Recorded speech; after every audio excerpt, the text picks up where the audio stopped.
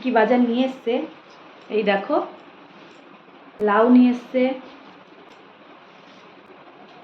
সজনে ডাঁটা, বরবটি,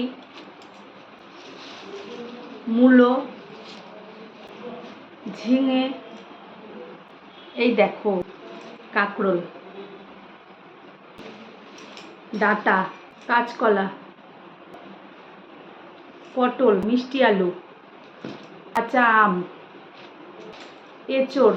এখানে দেখো এঁচড়গুলো কাটা, এরকমভাবে আমাদের এখানে বিক্রি হয়। বেগুন। তো এই হলো সবজি বাজার। এবারে বলি, এই সবজিগুলো কালকে আমাদের পাঁচন রান্না করার জন্য নিয়ে এসছে। কাল চৈত্র সংক্রান্তি, তাই আমাদের নিয়ম আছে পাঁচন খাওয়ার। তোমাদের কার কার এই নিয়ম আছে অবশ্যই কিন্তু কমেন্টে জানিও।